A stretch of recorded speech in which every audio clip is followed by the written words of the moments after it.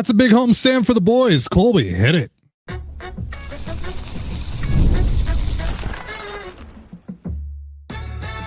You are Locked On Mariners, your daily Seattle Mariners podcast, part of the Locked On Podcast Network, your team every day. Ahoy, sailors. It is Wednesday, August 27th, 2025. This is Tony Gonzalez and Colby Patnode for the Locked On Mariners podcast, part of the Locked On Podcast Network, your team every day. This episode is brought to you by Gametime. Download the Gametime app, create an account, and use the promo code Locked On MLB. That's LOCKEDON MLB for $20 off your first purchase. And as always, if you want to hear from me and Colby even more and help support the show, you can check out our Patreon. All you have to do to check that out is click the link in the description of this episode. Mariners win 4-3 this afternoon, taking 2 of 3 from the Padres. We'll talk some Bryan Woo. We'll talk Eduard Bazardo, and we're going to talk about this offense, which wasn't as good as it's been the last 3 games, but still put up 4 against this Padres pitching staff, greatly assisted by a 3-run blast off the bat of Eugenio Suarez, who continues to be red hot at the plate. Nice to see. Luke Raley actually got the party going for the Mariners, though, made it 1-0 on an RBI double in the gap. Luke Raley exists, so that's nice. Nice to see him actually in the lineup, and nice to see what he can do once he is inserted into the lineup. He had the glasses on today, which apparently helps him pick up on spin. Apparently he just can't see spin when he doesn't have glasses on. So put the specs on and continues his dominance against Yu Darvish. Apparently he was 5 for 10 or 6 for 11, or now he's 6 for 11 against Darvish in his career. Almost took him yard as well, opposite field, but that ball dies at the warning track. Gavin Sheets makes a bobbling catch to send Raley back to the dugout, but a good day for Luke Raley, who again exists. Nice to see him in the lineup. This Mariners offense also suffered from a little bit of bad luck as well when they were trying to play add-on. Jorge Polanco hit a double down the line that could have scored Josh Naylor, but it goes over the wall for a ground rule double, and then JP Crawford grounds out to end the inning. Naylor also a couple innings later had runners on the corners, 2 outs, and he hits a foul ball right in front of his feet, and it looked like it was just going to go foul, and next pitch, etc. It winds up rolling back into fair play, and that's the end of the inning right there. So that's why this you game run out everything. Your 50-year-old uncle is screaming at the TV. Yeah, exactly. Got paid and got lazy. Clearly. Yeah. So hard 90 every day. So this game had weird vibes, and the weird vibes continued to get weirder as the day went along. The Mariners were obviously up 4-0. There was some weirdness and towards the end of Bryan Woo's outing. We'll talk about that a little later on. There was that broken bat single that Xander Bogaerts had where Gino had to avoid the bat. He's not even able to get the throw off because of that. There were just weird vibes all day long. And, the Padres made it very close there. We had to sweat out another Andres Munoz inning, but the Mariners able to survive it. Munoz able to survive it.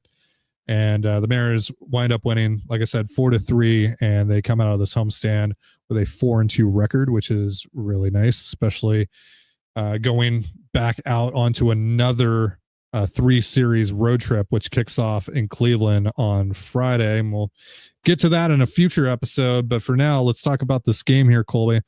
Thoughts coming out of this one? I don't know that I ever really thought they were going to lose the game. But I never really felt like they were going to win it either. It just kind of felt like you're just waiting for that one thing to finally go wrong, that one little extra bit of chaos that doesn't go the Mariners' way. And this game would get flipped on its head, but it didn't. So, give the guys credit, particularly the bullpen. It wasn't pretty, but they did dial it in when they needed to. And the offense did just enough today, thanks in large part to Eugenio, the best Gino in the history of Seattle, to get that big 3-run home run. And now it looks like he might be going on a bit of a heater. So that's great. You kind of need it because there are some other guys in this lineup who are basically guaranteed outs right now, like JP Crawford and Cole Young. So you didn't have anything from Randy or Cal today either, and that's not usually a great sign. So for the Mariners to find a way to, get 4, and for the pitching to do just enough pretty much all day to series win against a really good Padres team, It's hard to complain too much about that. And the 4-2 homestand very easily could have been 6-0. Like you were that close, and it's good to see it. It's unfortunate that a couple of the losses that you did have you missed opportunities to pick up ground on the Astros both times, and that's kind of what you're looking for right now. We'll see if the Rockies can pull off another miraculous win. Kind of doubt it, but they already won one game for you. So, but yeah, it's good. And one fewer day left in the regular season. It's a day where Cleveland and Kansas City cannot pick up ground on you. So it's a good day overall for the Mariners. Yeah. So the magic number now down to 26. We'll see if the Royals lose. If they do, then goes to 25. I don't think the Royals play tomorrow, so nothing will happen as far as the magic number goes tomorrow. But we'll see if the Rockies can maybe sneak in another win against the Astros. Maybe the Mariners can get within a half a game or a game by the end of tomorrow before the road trip starts. But it's games like these that you're probably going to play in October, right? Where you're just going to have to scratch and claw for any little contribution you can get offensively, and you're going to have to work through some tough innings as a pitching staff, and you're going to get by just by the skin of your teeth, right? But the Mariners have shown in a few instances, and even over the course of the series, the ability to win in different ways. And even last night, even though that they weren't able to get it done last night, you're down 5-0. You could have easily packed it in. Kind of seemed like the offense was for the first 4 innings of that game. But then, the fifth inning, they turn that game completely on its head. We're seeing some really nice resilience, some really nice fight out of this ball club. Hopefully they can take that out on the road. They're going to need a way better road trip than the last one that they gave us. So, again, we'll cross that bridge when we get to it, either, tomorrow or Friday. We'll talk about that. But as far as this homestand goes, really successful homestand. You go up against one of the best teams in baseball in the Padres. You go 5-1 against them on the year. You go 2-1 against them on this homestand. You could have easily swept them. So that's good stuff. And also the A's, just to kind of circle back on that series as well. Yeah, the A's are record-wise one of the worst teams in the American League, but we know very well that they're not a walk in the park either. And being able to take 2 or 3 from those guys as well, good stuff. So very successful homestand. Hopefully you can ride the momentum on the road trip. You really, really need a good road trip coming up here starting this weekend. You just can't have a disastrous one. Yeah. Absolutely. Yeah, you just can't have another one like the last one. Nope. You got to find a way to win 4 or 5 of these games at least. Yeah. All right, so let's talk about Bryan Woo's day. His 25-game streak of going 6 innings or more unfortunately came to an end this afternoon. Still 5 2/3 from Bryan, and we saw some pretty good stuff out of him. We'll talk about that in just a moment. But first, a reminder, this episode of the Locked On Mariners podcast is brought to you by both Gametime and FanDuel. Have you ever decided at the last minute to head to a Mariners game, either by yourself or with friends or family? Maybe it's game day and suddenly you realize, I want to be in the stands. Well, that's exactly where Gametime comes in. It's the easiest way to grab last minute tickets without the stress. With the money you save on tickets, you can splurge on food, drinks, merch, or even invite a bigger group to come with you. Gametime makes it possible. Gametime makes buying tickets fast and simple. Prices on the app actually drop the closer you get to first pitch, and they've got incredible last minute deals, clear seat views, and a lowest price guarantee that takes the worry out of buying. Take the guesswork out of buying tickets with Gametime. Download the Gametime app, create an account, and use the promo code LOCKEDONMLB for $20 off your first purchase. Terms apply. Again, create an account and redeem the promo code LOCKEDONMLB for $20 off. Download the Gametime app today. Last minute tickets, lowest price, guaranteed. August 26th is officially FanDuel Futures Day, a brand new holiday for football fans who live for bold predictions and preseason hunches. For just 24 hours, FanDuel is giving you deals on NFL season predictions. So whether you're calling your MVP, eyeing a long shot division winner, or ready to crown your Super Bowl champ before week 1 even kicks off, this is your moment.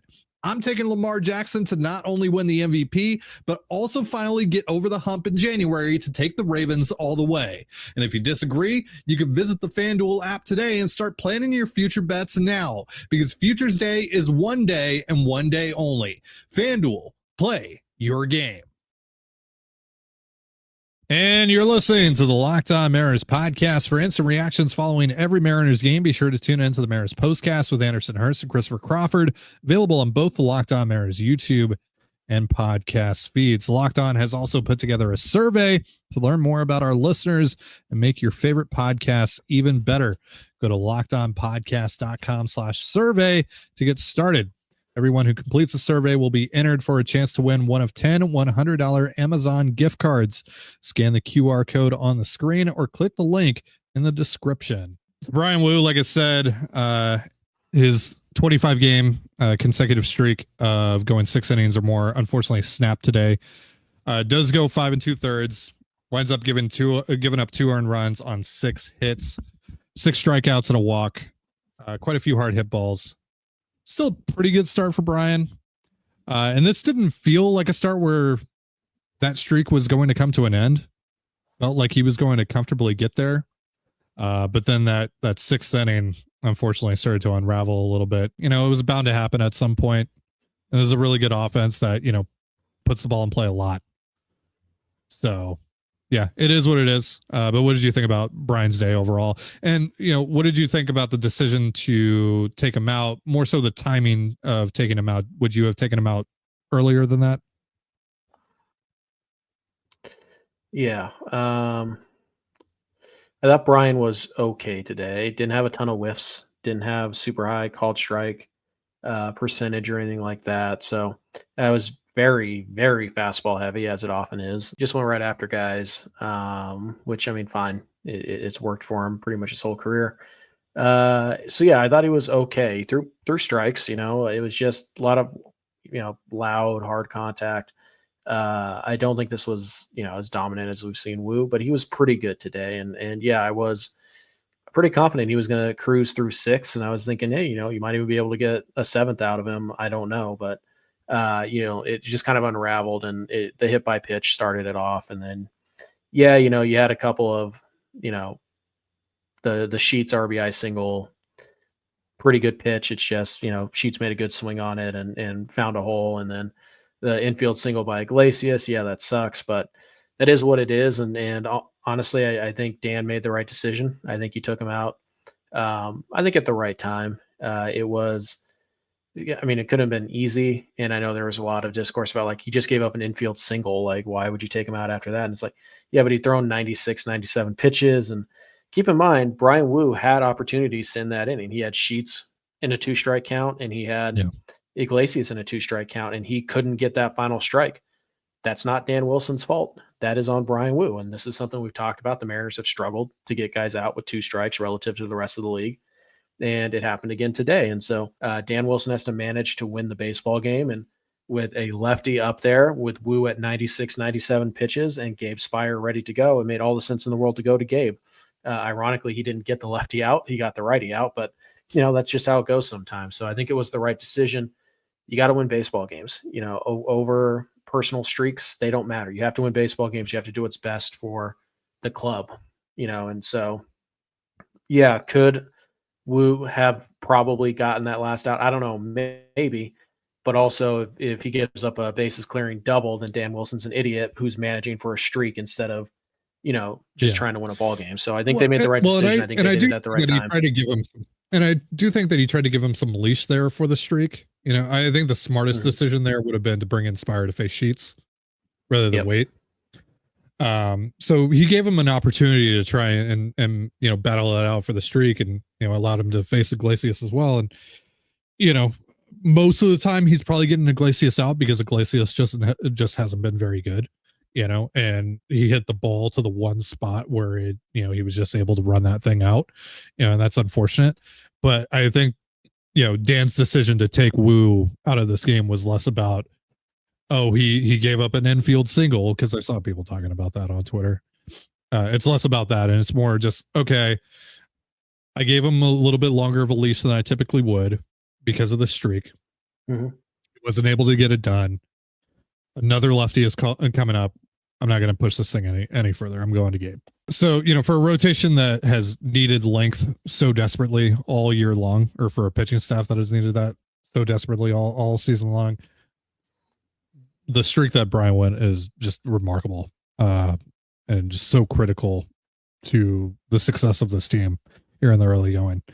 Because without Bryan going 6 as consistently as he has, where would this team be, frankly? Because you think about how much that impacts other games. We've talked about this with Logan Gilbert and his struggles this year.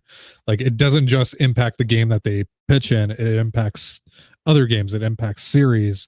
It has a huge trickle down effect. So without Woo going 6 as much as he has, I really don't know where this team would be. So tip of the hat to Bryan for the run that he went on. And he was pretty much there again today. He was right on the doorstep of it. So, all right, it's time we show our appreciation for Eduard Bazardo. We'll talk about him in just a moment. But first, a reminder, this episode of the Locked On Mariners podcast is brought to you by Upside. Are you still paying full price for gas? Stop leaving money behind. Get real cash back every time you fill up with the free Upside app. Simply download the free Upside app in the App Store or Google Play right now and start earning cash at the pump today. Use my limited time promo code SEASON, that's SEASON, and get an extra 25 cents back per gallon on your first fill up. You can make up to $300 a year just from buying the gas you already needed. And at first I thought it was too good to be true, but it's totally legit. Real people are getting paid just to make their daily commutes, and you can too. Plus, you can cash out anytime to your bank account, PayPal, or an e-gift card for Amazon and other brands. Don't let this offer drive on by. Download the free Upside app now using my limited time promo code SEASON for a limited time 25 cent per gallon bonus. That's promo code SEASON. Offers vary by user and location. Go to upside.com for terms and conditions. And you're listening to the Locked On Mariners podcast. And if you're watching on YouTube, you probably saw the face that Colby made when I said that it's time for us to show our appreciation. Some of us to Eduard Bazardo. You have. Mm-hmm. And there is a documented post on Blue Sky of that. Mm-hmm. I think you also put it on Twitter, but yeah, you've been on the Bazardo train for a while, at the very least since last offseason. Mm-hmm. And he has been the guy that the Mariners have rode the most. And they went to him for a third straight game today. And he fourth in 5 days. And he was filthy. I saw him warming up in the 8th inning, and I'm like, all right, I don't have a better idea. Let me make it clear. It's not like I have a better idea for how you handle the 8th inning here.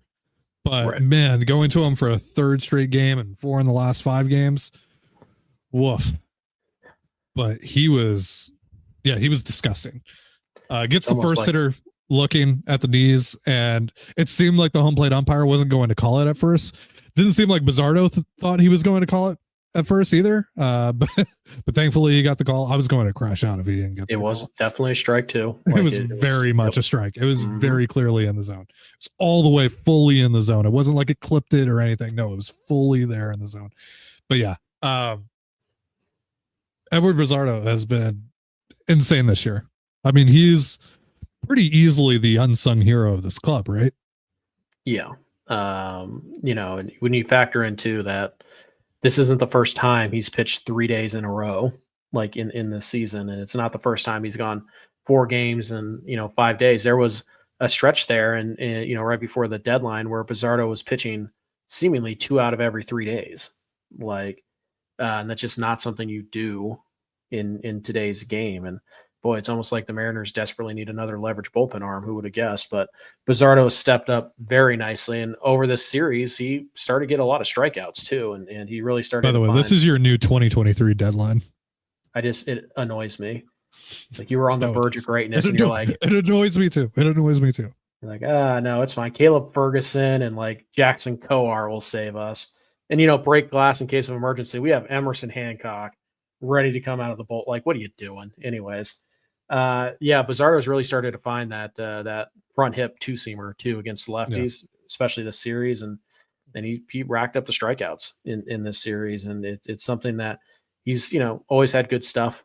He's gotten a lot of ground balls. That's kind of been his thing, and even this year when he was pitching very well, it was still like a low 8K per nine type of thing, or a low or a high 7K per nine, and the walks were a little bit higher than you would like, but he was getting a ton of soft contact, a ton of ground balls.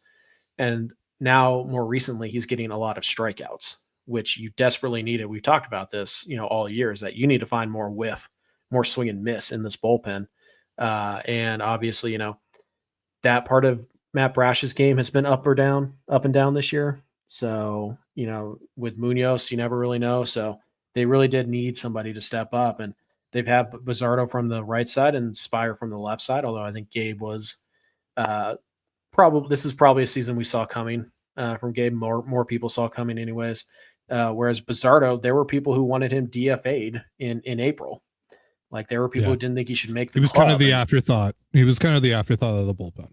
Mm-hmm. And really, and over the last couple of years that he's been in the organization, I was like, okay, well, he's like a back end of the 40 guy. When are they going to DFA him? See the corresponding move for, whenever they would make a move, it's like, all right, is Bazardo the guy here? Here's like all the levers that they could pull here in terms of, DFAing guys or making room on the 40 man. Bazardo was always among those names, but here he is, a year or two later, and he's a massive part of this bullpen.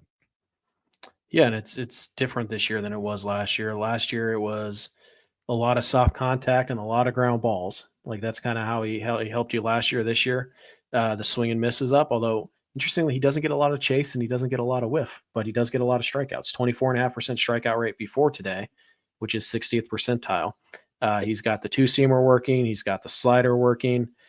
He is one of those guys right now that is,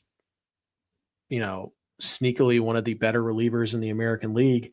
And when you start trying to like graph this out down the stretch here, you might trust Bazardo more than you do Brash, more than you do Spire, especially against righties.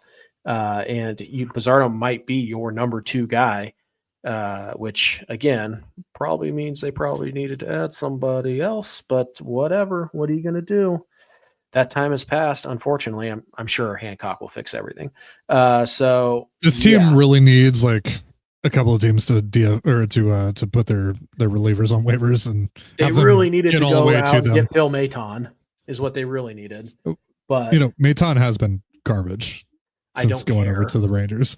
But you want to look at Jackson Coar and Taylor Saucedo. They did need to get a reliever. Maybe not Maton, but they did need to go out and get a reliever. Well, whatever. Yes. They didn't. They failed. So just more and more pressure on Bazardo, and he's been great this year. And yes, he's had one or two outings where he's really struggled and he's given up multiple runs.